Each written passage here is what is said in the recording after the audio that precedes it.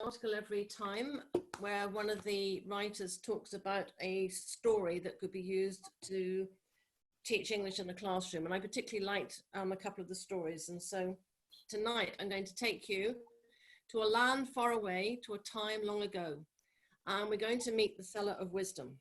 And the Seller of Wisdom traveled from city to town to village to city, and he would sit himself down beneath a tree and people would gather around him, or he would sit in the corner of the city square and people would gather around to listen to him selling his wisdom to people that could afford to pay for it.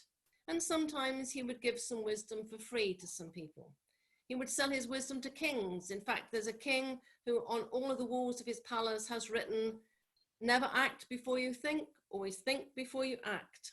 And because of that, his barber used a different razor one time when he came to shave his beard, and the king was saved. But that's another story for another day. The story for this evening is about Ali. Ali was a young man, he was married, he had a young son. But times were hard, and there wasn't work, and there was no money coming in. And so he decided to leave for another country and find his fortune. And so he left his wife and his young son. She tended the small holding they had and milked the cows, and they had eggs from the chickens, and she struggled along waiting for her husband to return.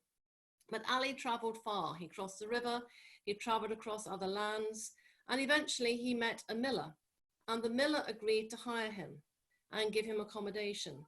And for many years he worked for the miller milling the flour.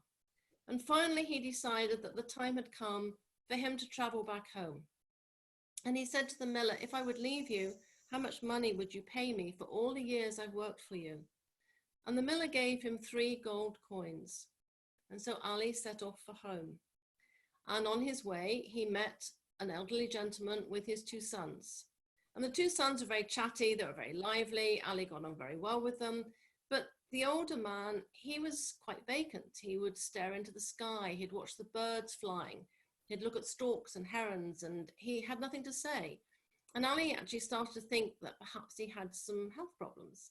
And he said to the sons one day, "Is your dad well? Because he never speaks. He's always staring into the distance." And they said, "Well, my dad is very, very wise. And he sees things, he sees signs, things that other people don't see. He perceives things that others are not capable of perceiving." And so Ali decided that maybe he would use one of his gold coins and ask for some wisdom. And so the seller accepted the gold coin, and he said to Ali, "Never cross a river when it's been raining before." So Ali thought, okay, fine. What do I do with this piece of advice? They walked on, and days went by, and Ali decided that he would use a second gold coin. And he asked the Seller of Wisdom for some more wisdom. And he said, "When you travel and you see vultures hovering overhead, go and investigate.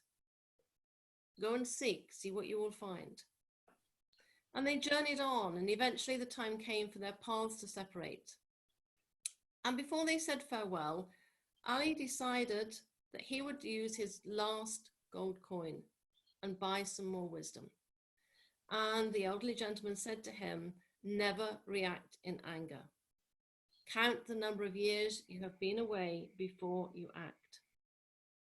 So Ali journeyed on alone. He felt quite lonely. He would shelter in the forests at night, and at a point in time, the rains came down, and it rained really heavily. And finally, Ali got to the river, and across that river was home. Across that river was his wife and child.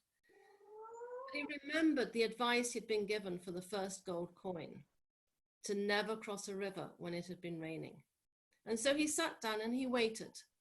And he waited for the river to not be riding so high, for it to be lower down in its banks. And along came a horseman. And the horseman said, "Why are you waiting here?" And Ali said, "I'm waiting for there to be a decrease in the amount of water in the river. I'm not crossing at the moment." And the horseman said, "Well, I'm crossing anyway. It's fine, it's not a problem." So off he set into the river with his horse. But the river was running so high and so fast that he was washed off of his horse. And the horse swam to the shore. And Ali pulled the horse out of the water, and they waited there until the river went down, and then Ali used the horse to cross the river. And as they rode on, eventually he saw vultures circling in the sky. And he wasn't too keen to go and investigate, but he'd spent his second gold coin, and he really felt that perhaps he should act on that advice, that wisdom that he had purchased with the second coin. And so he went to see where the vultures were, what was happening. And of course, there were some dead bodies there, human bodies, 3 bodies. But there was also a saddlebag. And Ali guessed that maybe these were robbers who had perhaps stolen the saddlebag and they'd fought amongst themselves. Anyway, he took the saddlebag and he hurried away without even looking at it, got on his horse, continued his journey. And finally, after all his time, he was back home.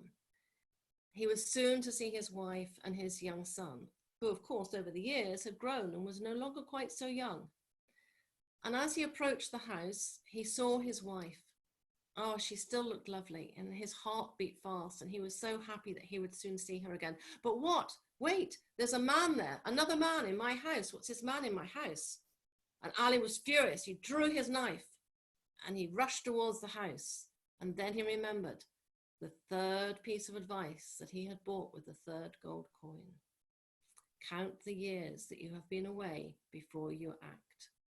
Never act in anger. And he counted the number of years he'd been away.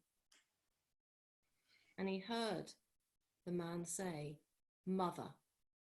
And he realized this was not another man in his house, it was his own son. And so he went to the door, he knocked at the door, there was a joyful reunion. He told about his life, and his wife related what had been happening to her. And then he remembered the saddlebag. And what was in the saddlebag, do you think? Well, in the saddlebag, there were gold coins. And so Ali had found his fortune, not quite the way he had planned. And meanwhile, the seller of wisdom and his sons moved on to other towns, to other cities, and other tales to tell on another night. Thank you for listening. Gorgeous. Thank you so much. It's so pretty. Sorry if I'm used to standing in front of a live audience and slowing it down.